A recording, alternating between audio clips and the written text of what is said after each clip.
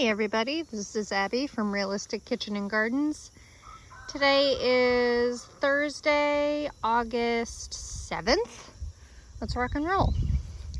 There's a lot of empty space at the moment that is going to be filled in very, very soon. I'm just waiting for some rain so the ground can be movable again. Let's start off with the tomatoes though. Bartelli Cherry is producing a ton. I know you can see a lot of color and it looks way darker on screen, but there's still like a pale orange. They're not really that ready yet. Bartelli does get like a traditional, becomes a good traditional orange, red tomato. So I'm picking them every day. I'm trying to get the reddest ones there are and going from there. Let's see. Supremo has picked up a little bit. This week has been cooler and we even had a couple nights into the 50s. And that basically halted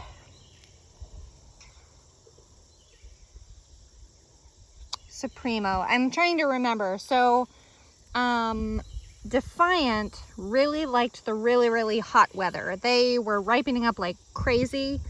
And I'm about out of fruit on Defiant, luckily. Supremo had halted during the real hot weather and is starting to ripen again on the cooler weather, but it doesn't like the 50s. I mean, no hot weather plant likes the 50s. And then Bobcat. I don't like Bobcat as a variety. It produces beyond large fruits, but you have to pick them when they're still pink. Otherwise they get damaged very easily and rot very easily. So don't love that because I have enough crap on my counter that I don't have room to have fruits. I mean, some of the fruits I've had are larger than my hand. To be fair, my hand is small. Let me see if I can find one. This is probably middle of the road of what I've had. I mean, I've had some that are absolutely massive, as large as my hand. And I think it was 1.5 pounds was the largest one I actually paid attention to the weight of. But I mean, the plants are really strong and healthy. I mean, you can see across all the plants. So those two on the end are Bartelli, and then the green, you can't see the green stake. There's a green stake right here between those two closer posts. So from there to Bartelli is Supremo. The plants there are looking okay, and then between this orange stake and the green stake is Defiant. To be fair, Defiant is just about done, but the plants are starting to die off, and I don't know if it's a disease or if it's just the fact they're dying off and say, okay, I'm done, I don't need this anymore, which is fair. And then there's Bobcat, which again looks great, and they're definitely the latest variety to ripen, I think. They're very sporadic. Hello, butterfly. They're very sporadic, and they're not ripening in big clusters. Defiant is absolutely excellent. The fruits are manageable size. They ripen quickly. They don't care about the heat. They don't care about the cool. The skin is really strong, so it doesn't get broken. And it's the earliest. So I'm pretty happy with Defiant. I'll probably just grow them again. I think I'm up to 50 pounds from Defiant. I probably should have hit this with water, but this is this Sad Naked Patch is ooh, you have your first true leaves. This is Florence Fennel from My Gardener. And then on the potato row, I harvested last week, but you can see how dry the soil is. This was from Carla Rosa, but my soil is a mix of sand and clay.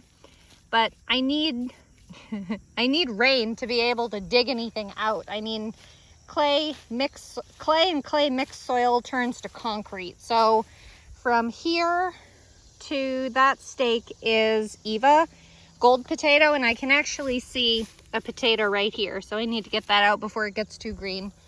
But I need to harvest my potatoes and get brassicas in here. I can't remember what variety is going in. And then from here to the end is caribou russet. Sorry, didn't have that name in my head yet. And then the squash arch is taking over everything as it is. It's actually a cucurbit arch, not just squashes.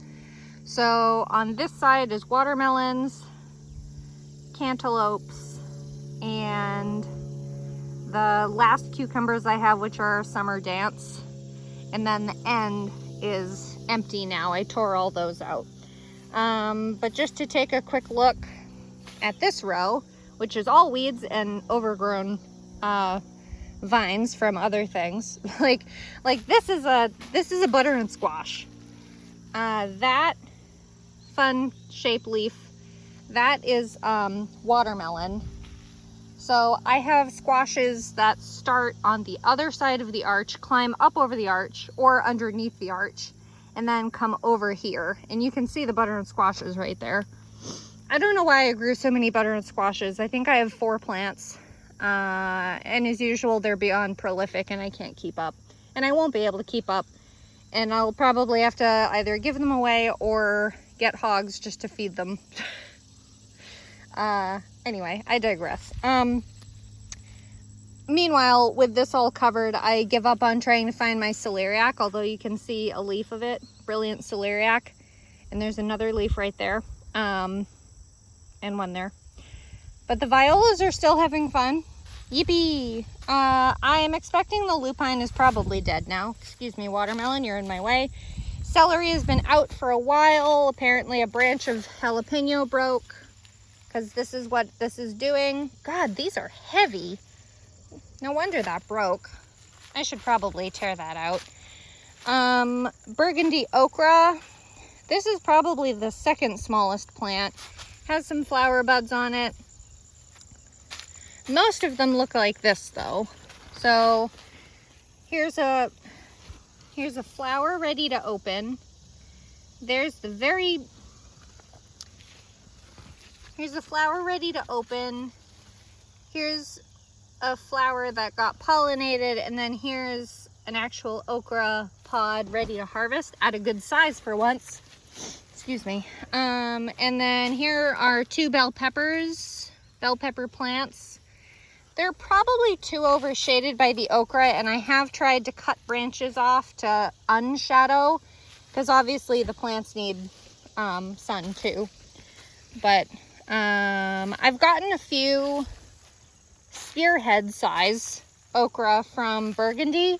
They get so big so fast. Like this was probably a flower yesterday. I mean, it's still an edible size. But yeah, here it is. This has a fruit on it, and there's another fruit. So they're coming. These are both probably giant Ozark. These were plants I bought as transplants late, because the plants that I seeded out from a mix from Gurney's Seeds ended up being something not bell peppers. So I had to start late. But they're getting there. I haven't been very good about weeding. So, you know, I never am. I just can't keep up this year. The weeds have been up the wazoo this year. It's ridiculous. I don't know what's in the air or what. But here's the Thai chili plants. 2 of them. There's actually that snack pepper in here somewhere. Here it is. Covered in little cherries. Adorable. I should try pickling those. That might be fun. I don't know if they're hot or sweet though. Random blackberry growing. But this Thai chili is gonna go crazy. I should try doing fermented hot sauce with that. My husband's a little shy about fermented food for whatever reason. Let's see. The carcasses of Excelsior and Supremo cucumber, pickling cucumber, that I just left there and said too bad. Next year, when I do, or whatever following year I do with swaths of cattle panel, I need to remember to leave myself a path between so I don't have to go all the way down to the end, because I've been doing that to myself all year. Let's see, can I find a nice, there's one right there. Summer Dance. I am well into 100 pounds of cucumbers from Summer Dance from 2 plants. Still going strong. I mean, I started these 2 plants indoors in April and they're still going. I mean, look, there's a flower right there. And there's plenty of little, that's probably a 2-day-old cucumber. Not ready to harvest yet, but, and then Hannah's Choice Cantaloupe. I have harvested 2 now. And I wonder if I'll be able to find one that is ripe to show you, but I've gotten a 5-pounder and a 4-pounder. And this one's probably gonna get ready. The way I can tell it's ready, it'll fall off the vine, but the whole fruit will turn like a nice, almost creamy orangey color, pale creamy orange color. I don't think I'll have one to show you today. I harvested one yesterday or so. And then I think I'll go inside to show you the watermelons because the vines are just everywhere. Here's copper red straw flower. Not my favorite. I don't appreciate the fact that the centers are so yellow and like, I don't really know the word to describe it. The baby bird is gone from this nest. I don't know if that's intentional or not, but bye-bye. Hopefully it flew the coop, as they say. So I've got plenty of cantaloupes in here. Ooh, this is a good example. So you can see the color of this one is white and green tinged, right? But this one's a little more orangey. And it's not ready yet, but it'll turn even more orangey, like a creamy orange. Almost the color of a butternut squash. And then Dixie Queen watermelon. This is probably the 2nd largest one in my pantyhose method that somehow is holding this behemoth. I'm waiting for this curlicue to turn. There is another watermelon I should have showed you on the other side though. There was one in here that I found earlier this week and thought was ready, but it wasn't. So there's this one, which was probably the 2nd one on the vine, like ever. The curlicue is starting to turn, so I won't touch that. Excuse me, mosquito. Where is that watermelon? Ooh. I don't know. There's another baby watermelon coming up though. And I have the plant hanger ready to catch it when it gets big enough. I know it's on the outside. I should have gone around that way. Let me go this way. And I'll give you a shot down the whole length of the thing. Gotta be careful this time of day. All the bees are out in all the flowers wide open on the squashes. Here's my biggest watermelon that I'm waiting so impatiently for. It's filling this 20-inch plant hanger, waiting for well, it looks nice and dark, doesn't it? It gets good sun exposure here. But the stripes are supposed to be nice and dark. It's supposed to be dull colored, and it's supposed to have, I mean, there's this curlicue, but this is technically the closest one and it's not brown yet. So I've been waiting. Where is it? There it is. This watermelon I think might be ready, but it's not super dark yet. So it has had some shade though, but it has some decently dark stripes. Here's the stem, and then here's the nearest curlicue, well in brown. So I don't want to ruin another watermelon though by picking it too early. I've harvested 2 that I thought, well, one of them was split, and then the other one I thought was ready, but it wasn't. So I'm a little gun shy. Here's a look down the, sorry, I was listening to my chickens. Sounded like someone screaming. Here's a look down the squash arch. Down the end, the farthest end, is Styrian pumpkin. They're all green still. And then I think most of the orange pumpkins you can see down there are Pepita pumpkins. Those plants, I believe, have died off due to disease. So I'm just waiting for the fruits to finish curing before I cut them off the vine. And then there's two different breeds of varieties of butternut squash, and it's going to be really fun to differentiate them. But the vine that's farther down is Waltham butternut squash, and then the ones closer, this is certainly one, this narrow little neck here, that is Ceres butternut squash, and I can actually tell it apart by the foliage. So that leaf variety, ignore the poke plant, that leaf has variegation, where Waltham butternut squash does not have variegation. So this is Waltham. It's a lighter, slightly lighter color leaf, but no variegation, where that is a darker leaf with variegation, which is Ceres. The onion row I have pitchforked, but I need to do my weird 4-claw twisty thing to pull up all the grass.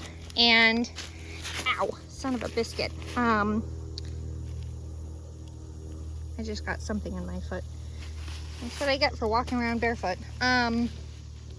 Attention span. Oh, so this half is going to be some brassicas, and then down there where the wildflowers were, I've already torn out. Again, after it rains, I need to mix in sand, and then I'm going to do some strawberries in there, and I'm going to try them in ground. This section where all the squashes are laying is currently fallow, and it was supposed to be parsnips, but I didn't get them in, or I tried to seed them, but they of course didn't germinate, because why would they? And then the second half is carrots. I need to check the carrots and make sure they're germinating and probably water them. But the carrot boards, the boards I'm using in that method of carrot board, which keeps the soil cooler and more moist than dry. And then let's get back to this row, which I think is E. So 3 of the 4 zucchini have died, probably either from, I know a couple of them had squash vine borer, but I think the other one might have already gotten powdery mildew.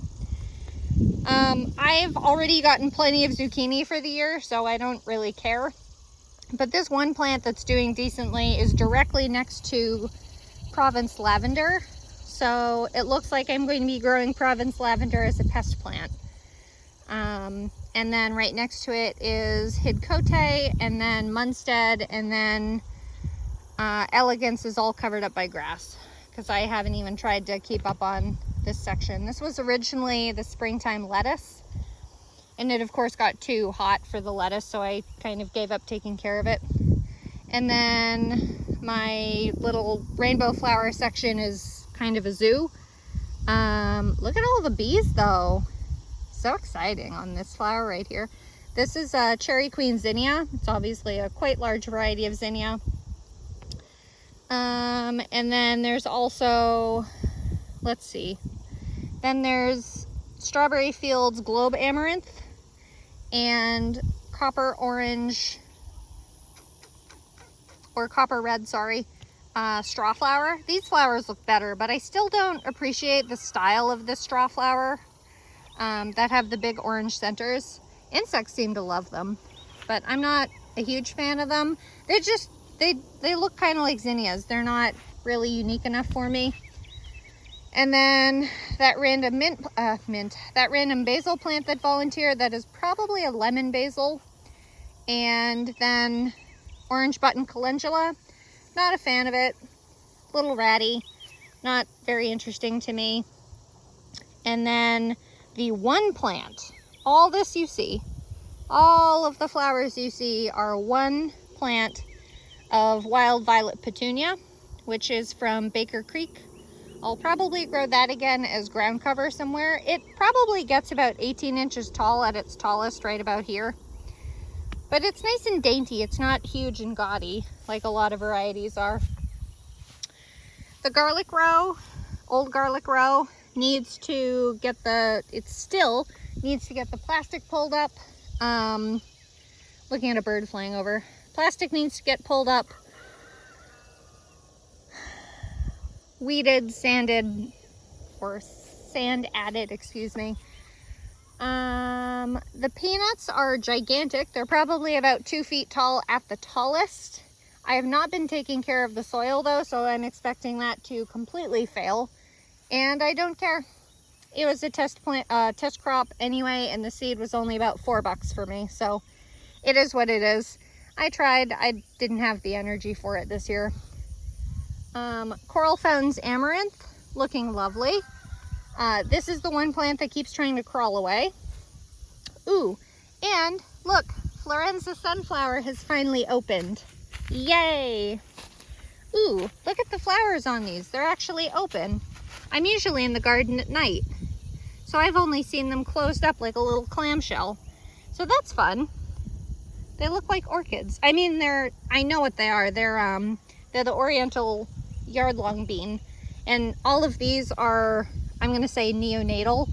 I mean, they're super duper young and juvenile.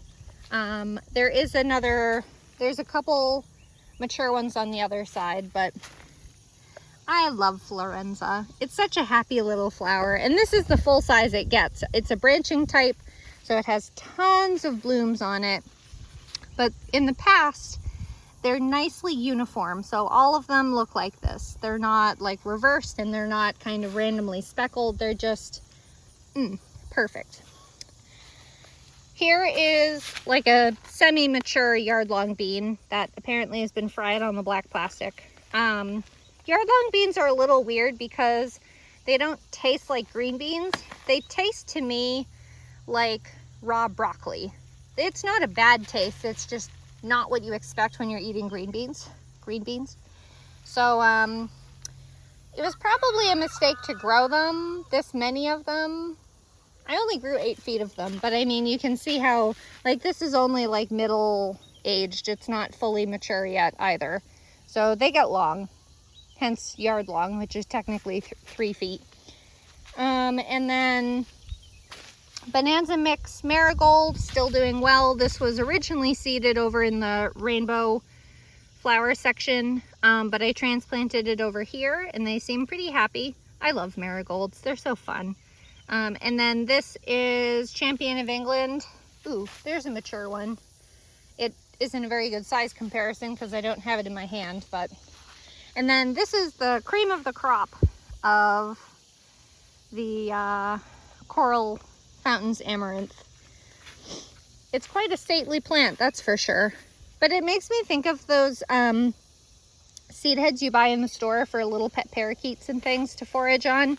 And I don't know if it's supposed to be amaranth or if it's in the store. I don't know if it's supposed to be amaranth like this or if it's usually millet or what. Meanwhile, I don't know if you'll be able to see this on camera, but this tassel is in flower. So these aren't, all these tassels aren't flowers. These are the flowers. They're all technically like seed heads. It's kind of like if you think of them like bunches of grapes. Each tassel is hundreds and hundreds of little itsy bitsy grapes that'll turn into something else. And then let's see. Ooh, look at that green buggy. And then Carminat, purple pole bean, is starting to come in. I'm not ready yet. Still haven't even finished processing my tomatoes yet. But I have, I think, 16 feet of Carminat pole bean, and they are very large plants. Those go up at least to 8 feet, if not 10 feet. Let's see. I thought I saw one over here the other day. Much of them are in flower. Those are just starting to fruit. I swear there was one over here, but I guess not. Not big enough to really show off, but there's a few up there. I'm a little surprised how evenly this is fruiting. Like, I expected it to kind of like, as the flowers start at the bottom and then the flowers open up at the top.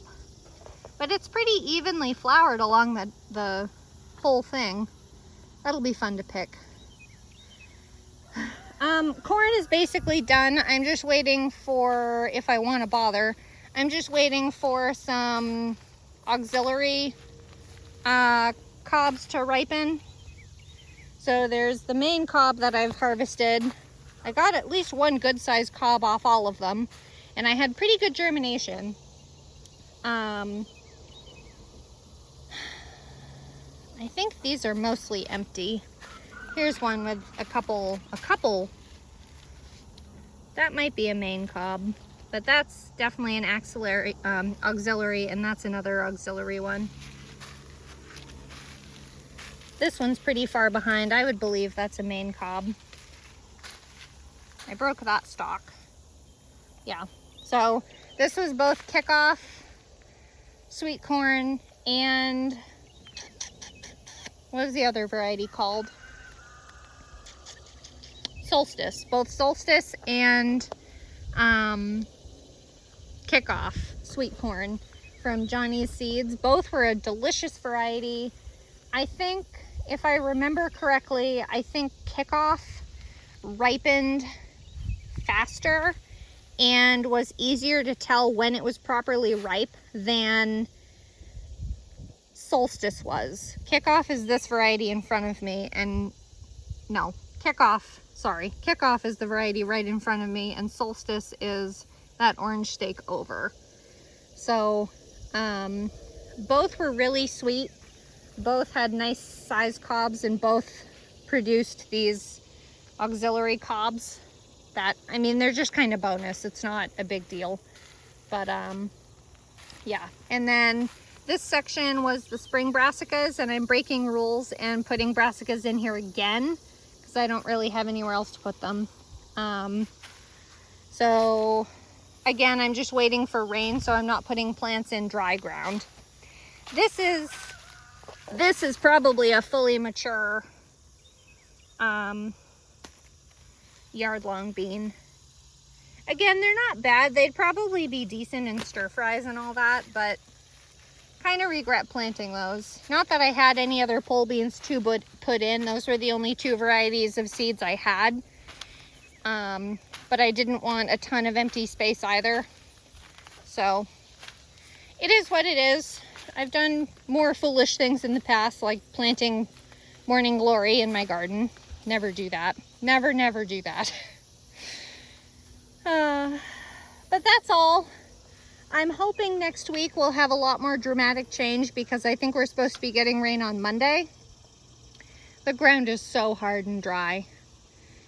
I'm actually tempted to run, I have hoses that I could run connected to this tank, which has rainwater in it. I'm tempted to run some just so I can harvest my potatoes and do the garlic row, because I need to get moving. It's August, I'm late. Well, I did worse last year. I don't know. Anyway, I won't banter on. If you like this kind of stuff, please like, comment, and subscribe for more. Questions, comment below. And if you like this kind of stuff and want to see more frequent updates, please follow along my Facebook page, Realistic Kitchen and Gardens, for daily shenanigans. Thanks. Bye.